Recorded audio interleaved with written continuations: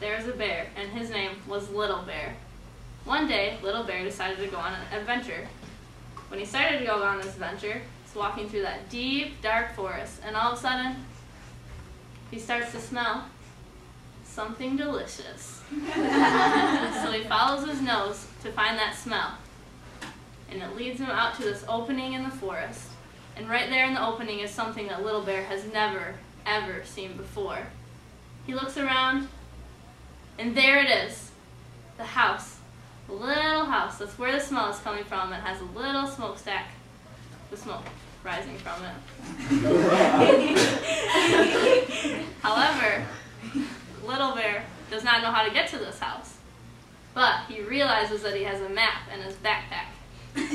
So, I need all of your help so that you can help Little Bear too. So on the count of 3, I need everyone to say, backpack, backpack. Okay, ready? 1, 2, 3. Backpack, backpack. Okay, good job. So Little Bear takes out his backpack, and he pulls the map. He looks and sees where he is, and sees where the house is, and he sees that there's these obstacles that he has to go through. The first is a large beanstalk. And the second is a large pond filled with hungry sharks. So, he decides the smell is definitely worth it. It smells so good that he's going to take that risk. So, he starts on his adventure and he comes to this large beanstalk. He looks up and sees it go all the way up into the clouds. So he starts to climb up, and all of a sudden he hears loud snoring. So he peeks up over the clouds, and there's this large giant laying next to a safe that he's sure holds the golden eggs that he needs to retrieve so he can continue on his journey. So he decides that he will probably be safe if he just slowly tiptoes over to the safe. Well, luckily he makes it, and he reaches in and grabs out the golden egg. But right when he turns to go head back down the beanstalk, he hears a loud screech from up in the sky. He looks up, and there's a skylark circling him. And now, Little Bear has heard about this skylark, and he knows that its name is Swiper, and the way to get it to stop him from stealing the golden egg is to say, Swiper, no swiping, okay? So I need all of your help. Okay, ready? On the count of 1, 2, 3, I need you to say, Swiper, no swiping, okay? So that the golden egg doesn't get stolen. 1, 2, 3. Swiper, no swiping. Hey, look, it went away. Good job. So, Little Bear continues on his journey, and he sees this huge lake right in front of him, and he sees sharks swimming all around. But he doesn't know how he's supposed to cross this huge lake. And all of a sudden, he looks over and sees this skinny board that goes all the way across the lake. And he decides that he has pretty good balance, so that he should be able to do it.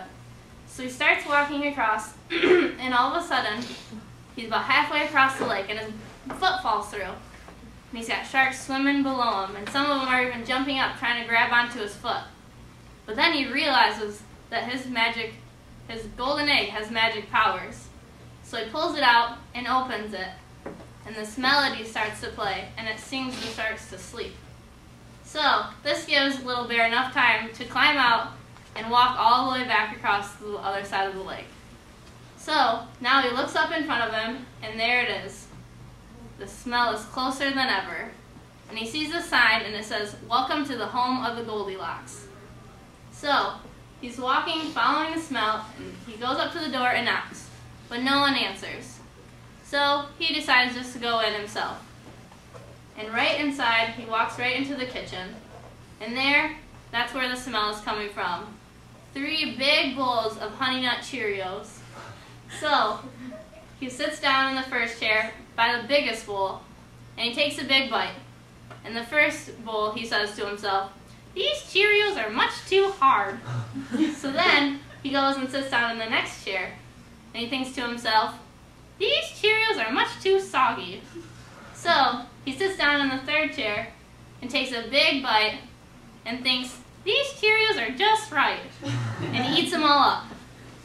So then, he's pretty tired and he's cold from his journey. So he goes into the living room where there's a nice fire at the fireplace, and he sits down in the first chair. But then he realizes, this chair is much too big. So he decides he'll try the next chair.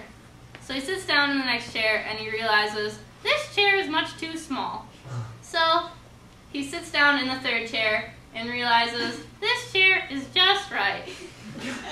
When all of a sudden he's about to fall asleep, the chair breaks. Of course, it's just his luck. So he decides that he'll try and find somewhere else to take a nap. So he climbs up the stairs and he gets into the first bedroom where there's two large beds. He lays down in the first bed and thinks to himself, this bed is much too hard. So then he gets up and tries the other bed and thinks to himself, this bed is much too soft. So then he decides that he'll try a different room. So he goes into the third room and he finds this other bed all by itself and he lays down in it and thinks, this bed is perfect. And he falls asleep. Well, meanwhile, the Goldilocks family have been at the teenage daughter's dance recital. Well, about this time, right when the little bear is falling asleep, they decide that, well, it's time for them to come home. So they get home from the dance recital and they walk inside, and the father, his name is Papa Goldilocks, he finds his cereal has been eaten from, and he is mad. So he yells at his family and says, someone's been eating my Cheerios. And then the mom walks in the room and says, someone's been eating my Cheerios too. And then the daughter walks in and says, what the heck, someone's been eating my Cheerios. So then they realize that all of their Cheerios are gone. So they decide that they're just going to try and search through the house to see what's happening. So they walk into the living room and the father notices, someone's been sitting in my chair. And then the mother notices, someone's been sitting in my chair too. And then the daughter walks in and says, what the heck, my chair is broken because someone sat there. So they decide that they'll walk upstairs to see if anything else has happened in their house. And they notice that someone has been sleeping in the parents' bed because it was pretty messy in there. Then they walk right into the daughter's room and they all scream because there's this big old bear laying in the daughter's bed. And because of the scream, Little Bear wakes up and jumps out the window and runs back home to his deep, dark forest. The end.